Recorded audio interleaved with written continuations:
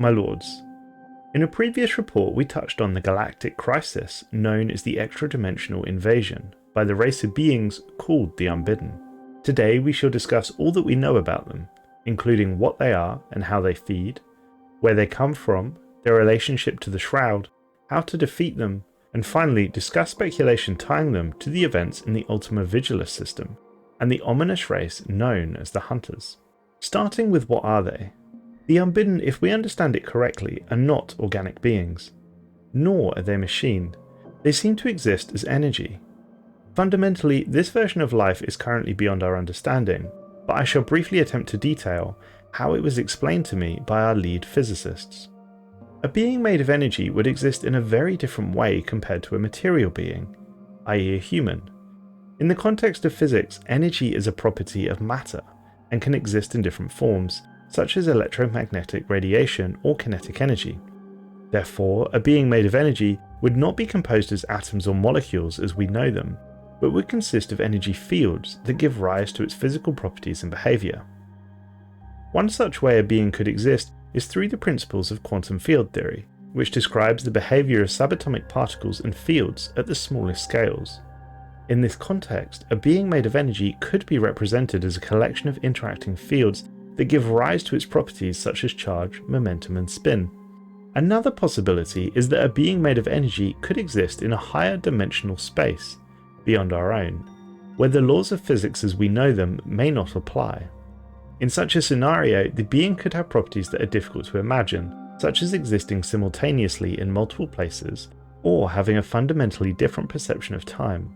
Overall, the exact nature of the Unbidden's anatomy is speculative, and beyond the histories we have acquired, we have little to go on. We do know that they require sustenance, and this is based on two things. Firstly, as was widely recorded upon entrance into our dimension, they broadcast these words back into their own portal. Feeding ground reached. Prey bountiful. At long last, we shall feast. Secondly, the Unbidden do not land armies and occupy planets in the conventional sense, and they seem to feed in an entirely different way to the Scourge. The Unbidden seem to be able to extract energy from life itself. Upon defeating a star system's defense, they will move into orbit of an occupied planet, and through an unknown method siphon life, energy, and matter off of the planet and into their ships, eventually leaving the world barren. It appears that life must be specifically required, as there are no records of them attempting to siphon energy directly from a star or a black hole. It is unclear if robotic life can sustain them, or if they are simply bombed out of existence. Where do they come from? The Unbidden are extra-dimensional in nature, and as such exist outside of our standard understanding of the physical realm. It is worth noting that we do not believe that they come from the psionic realm that we know as the Shroud, as there are no references to the Unbidden being psionic in any way, and they show no predispositions to psionic races in general. In fact, if their histories are to be believed, a long-lost psionic empire actually asked them this exact question. Are you from the Shroud? The response was a cryptic no, but a realm close to it. Of course we have no reason to trust the response, but equally, why would they lie about it? We think they exist in the realms or dimensions adjacent to our own, and the ones accessed by our jump drive technology, and we believe that it is jump drive technology that acted like a beacon showing the way into our domain. Every time we activate our jump drives, we punch a small hole into their dimension, travel through it, and back out the other side into real space. This of course feels like we have teleported across real space, when in reality we have travelled through the other dimension. Each of these journeys either makes the extra-dimensional invaders more aware of our presence, but it also seems to somehow enable them to break the barriers between dimensions. We postulate it must require a great amount of energy on their part for the initial incursion, and perhaps the use of jump drive technology also weakens the barriers between our dimensions, making it easier for the Unbidden to punch through. We should also raise the question of how many times the Unbidden or extra-dimensional invaders have come before. I believe this was not their first incursion. Going back to their words, feeding ground reached and prey bountiful, could indicate that they are aware our galaxy is indeed a feeding ground, and prey bountiful refers to the fact that the galaxy has been repopulated since their last visit. Sadly it is not clear, but it is worthy of further speculation. As we explore deeper into the Unbidden, we find references to the Aberrant and the Vehement. These appear to be different factions of the same species, all of whom are at odds with one another. During the Unbidden invasion, the galaxy was losing, and the Unbidden was slowly gaining more and more territory. Each star system they took added to their network of interdimensional anchors, strengthening their position in our realm. At some point, another interdimensional being called the Aberrant broke the seal between dimensions and poured through. They broadcast an outgoing signal to the Unbidden that was intercepted. It read, "Shabanash, so this is where you ran. This realm shall offer you no shelter. We shall deal with you, and then claim this feeding ground for ourselves." This encounter gave us a little insight into the two factions.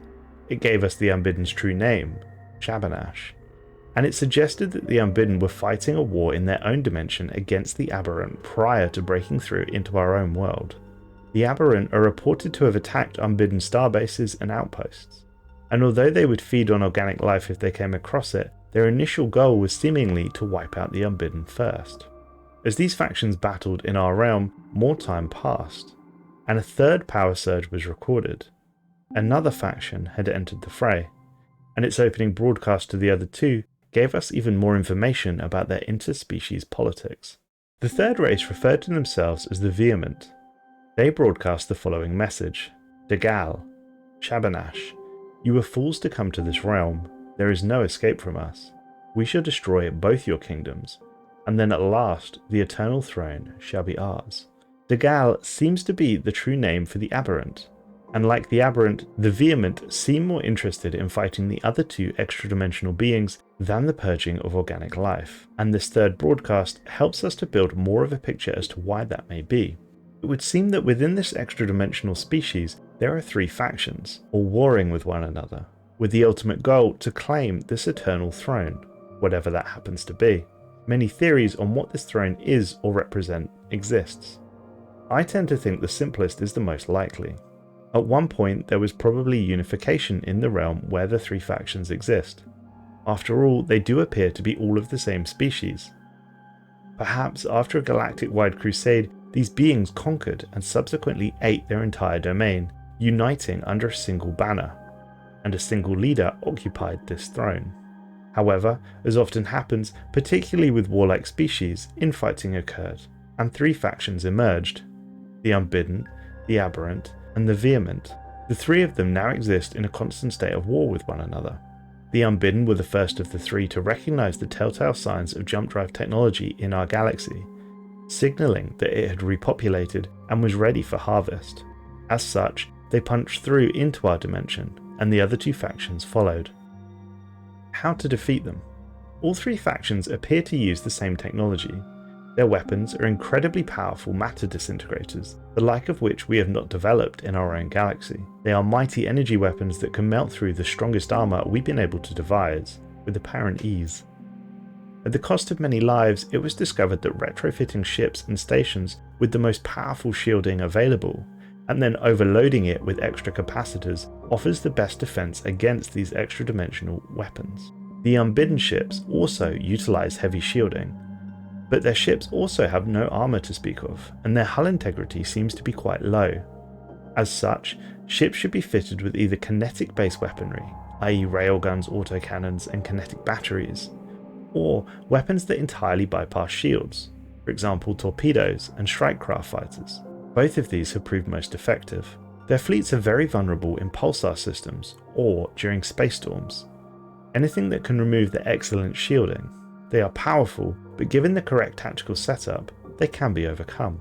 The only way to stop the extra-dimensional invasion for good, however, is to knock out the vast apparatus holding the portal open in their entry point system. However, this is also locked in place by various dimensional anchors, which the Unbidden will set up as they push into the surrounding galaxy. To close the portal, you must first destroy all dimensional anchors, and then overcome the vast defensive fleets left to guard the portal back into their extra-dimensional realm.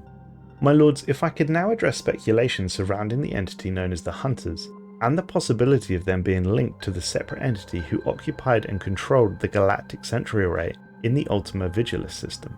Some of you have speculated if the Unbidden are perhaps the Hunters that the Pythorian Scourge referred to, and indeed appeared to be fleeing from. I think this is unlikely, although not impossible. It seems clear that the Unbidden at one point were a unified force of galaxy destroyers, and it is certainly conceivable that they could have entered our dimension and found themselves in a Scourge-occupied galaxy, thus splintering Scourge forces, resulting in the formation of the roaming hive fleets that exist today. The potential flaw in this is the complete lack of jump drive technology in the Scourge battle fleets, which raises the question, how would the Scourge have attracted the attention of the Unbidden in the first place? Of course, this doesn't make it impossible, just unlikely. Regarding the broadcast from the Ultima Vigilis system, I do not believe that this was sent by the Unbidden, but I do believe that it may have acted as a beacon to them, and perhaps the Scourge as well. It does not seem a coincidence that within several months of our encounter with the Ultima Vigilis system, a splinter force of Scourge arrived at the galaxy's doorstep. It is certainly worth pointing out that the Sentry Array has been active in the system for 1.2 billion years. Effectively, that covers the entire history of our galaxy as we know it, including all of the precursor races. The owner of said Sentry Array may have seen multiple galactic cycles, and perhaps even manipulated the end of several cycles themselves. I'd even go as far to suggest that this consciousness may even be watching our galaxy, and whenever an empire rises too high, perhaps close to discovering something, the entity lights a beacon, signaling to galactic level threats the Milky Way is ready for consumption once again. As ever, I'd welcome any input from you, my lords, on this speculation. If you made it this far, thank you very much. You may be interested in the community game I'm hosting on the 24th of February. Details are in my Discord, please stop by to find out more. As ever, thanks for watching. If you want to learn about humanity's history in Stellaris, please click the video on screen now.